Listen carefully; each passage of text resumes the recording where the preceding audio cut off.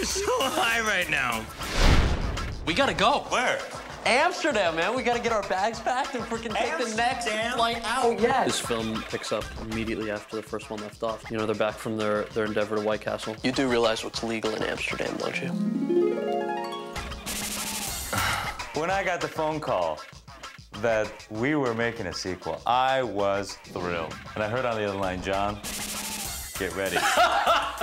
Buckle up. Full of shit. We're making number 2, baby. What the fuck? What the fuck? What are you doing? I'm taking the most incredible dump of all time, man. You couldn't wait till I got out of the shower. You're going on another adventure with them immediately. In less than 8 hours, we're gonna be in Amsterdam. This is nuts. This is nuts. I know, dude. It's like I'm a whole new Harold. Better, faster, stronger. What are you doing?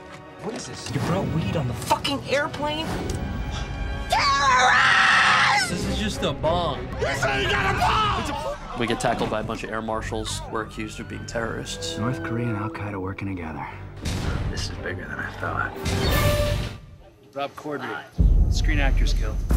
We knew you fuckers would be back! Ron Fox believes that he's doing exactly what he needs to be doing to save the United States. Damn it! Now, unfortunately, he doesn't realize that we're Americans. Glad you could make it. Think I'd miss a terrorist attack of this magnitude? Not a fucking chance. I definitely was sort of doing a loose Tommy Lee Jones impersonation from The Fugitive. Who are these people? There is something perversely fun about being that fucking awful. He actually thinks Harold might be retarded because there's something wrong with his eyes. He's that stupid. What's up with the guy with the weird eyes? He handicapped or something? We get lost in the first one, and we get thrown into Guantanamo Bay on this one. Listen, man! We're stuck for a little while, then escape with Cuban boat people on a raft. And Tighten it up! meet up with. They can cut anything. Tighten it up! They can cut what they want out of this, and then they can. Tighten it up, you douchebag! How about John Cho takes over from here? What happens when we get to Miami, John Cho? We're on a journey through the South to clear our name. They are probably the #1 most wanted people in America. This car is freaking sweet! Oh, yeah! Yeah, it's sweet! Because we're fugitives, driving a yellow convertible with the top down, dressed like assholes! Why they're friends is questioned in this movie.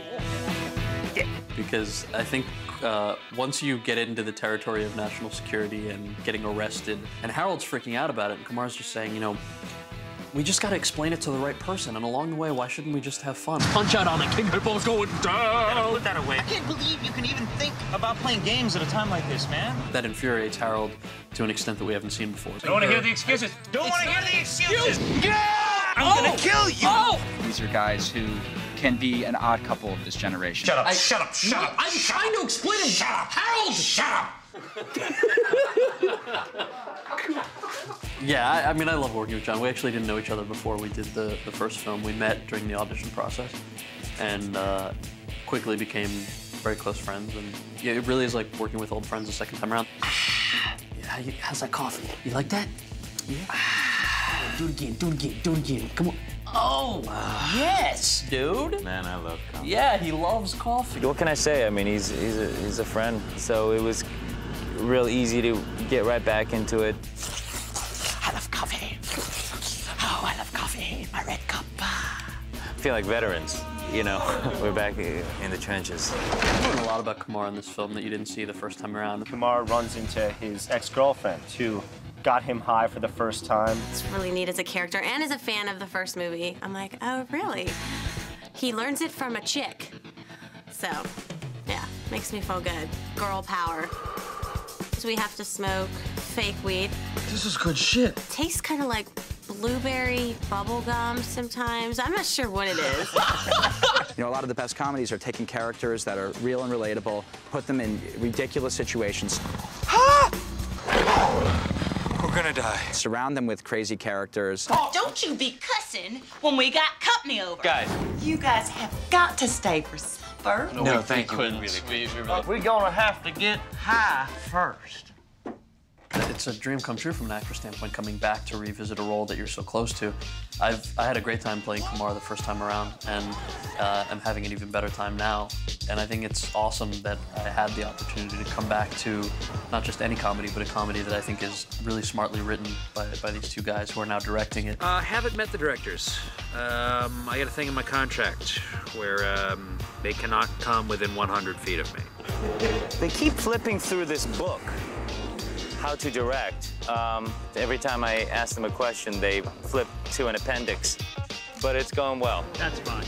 You've discovered the secret. It's going to be awkward if we win Best Director over some of the big boys, but you know, I'll deal with it. These guys were smart enough to write the first one. They're smart enough to write a second one and direct it. So I think they're pretty attuned to it has to be bigger and better. We definitely have a lot more nudity in this movie. You know, the combination of like the satire on the war on terror and the bottomless party. We just assumed everybody would get into this, so. Exactly. Comedy-wise, they're getting a lot of, they're getting the stuff, they get the zany characters, the journey, but times 6. People who love the first movie are going to get to see characters that they loved come back and be involved in an even crazier adventure. We knew we wanted Chris Meloni there because no one made people on set laugh more than Chris Meloni on the first movie. Everyone loves the character Freak Show. I seen you two stranded out there alone in the darkness. I said to myself, "What would Jesus do? Going down to Jordan, gonna give himself back, gonna." In this movie, he plays the Grand Wizard of the Ku Klux Klan. He's got this weird sort of Creole accent. He has a lazy eye. He's just a totally different character in this one. I got a cross eye going in. Maybe we should get the fuck out of here. Thanks for stopping. No problem.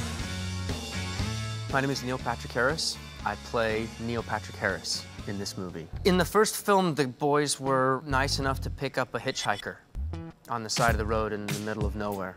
Hey guys, thanks for picking me up. And it was me, and I was tripping and proceeded to steal their car, take it to a strip club, and strand them. Tripping on mushrooms and going to whorehouses is no laughing matter, and I hope we can make it funny. Going to a whorehouse, and I'm gonna get my fuck on.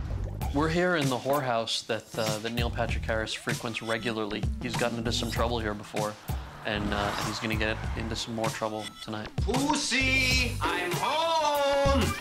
In the first Harold and Kumar movie, everybody loved his scene.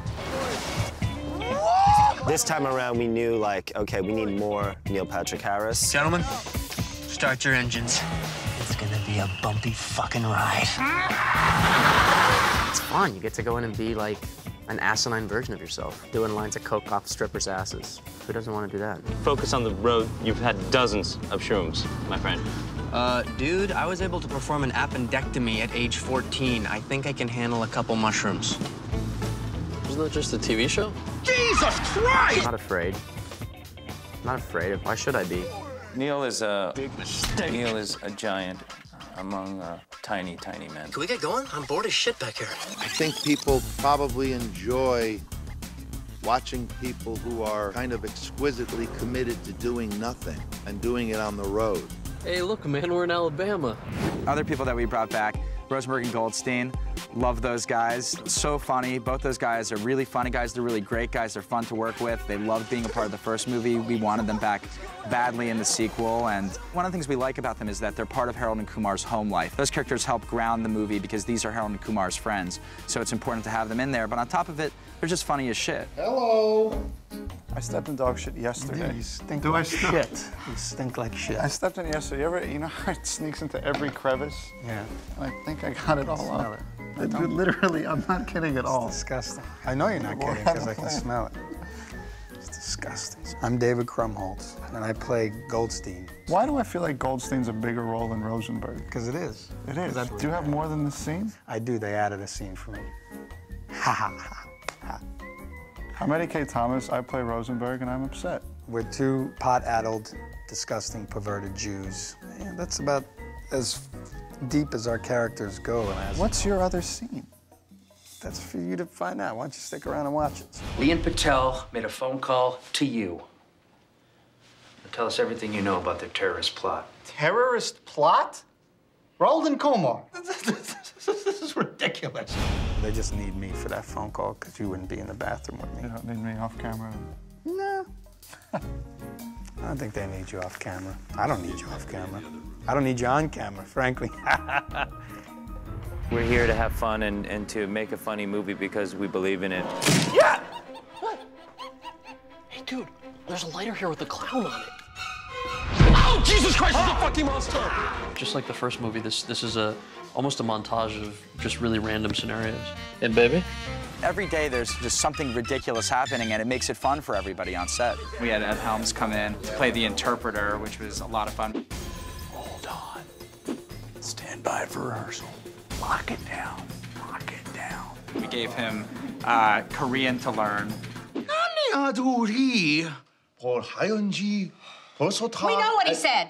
Sounds pretty good, right? This is an outrage! It's great to have Dr. Patel back as well. Oh, yeah. Dr. Patel was a very popular character in the first movie.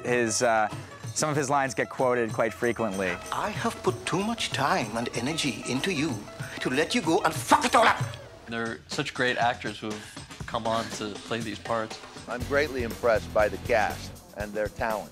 When he's on camera, I'm talking about, yeah, when he's on camera, it all comes down a notch. Hey, that thing's not on, is it? That's not on, right? Turn that on. Say hi to the birdie. Yeah. Go get him, Jack. I was very excited to get involved in Harold and Kumar. I always wanted to do Cheech and Chong movies growing up, and so I kind of felt like this might be my Cheech and Chong. We have met a lot of Harold and Kumar fans in our nomadic travels across the country. I think the fans have been so supportive of the first movie, and it's the same thing with this one. I can't say that enough. I get it, you have fans. What I learned most from the kind folks who supported Sometimes you our learn film, things. who supported our film. I get it, you're supported. You are too. I got this for you. Thanks, thank you. You're welcome. Do you realize that we really appear to be stoners when we're doing this? Because, How dare you? Because of the tangents How dare you? that we get involved in. People come up all the time, like Harold and Kumar, here.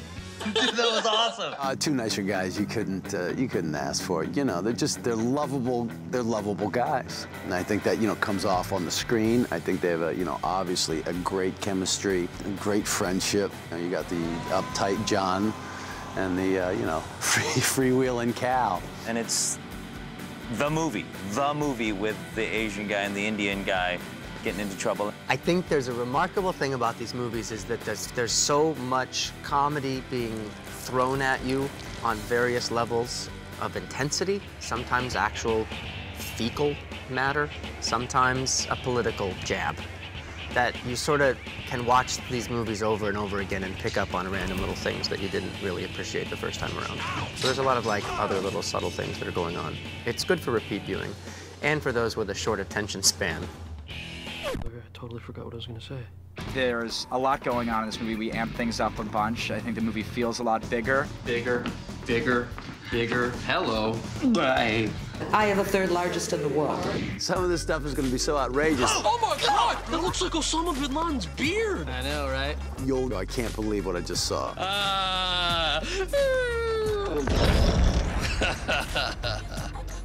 This one's more epic. Yeah, it's kind of like it's got real scope to it, using cinematic terms, Eddie. This movie's about me kicking ass. Kicking ass. For fans of the previous Harold and Kumar film, I would say it offers endless new shenanigans.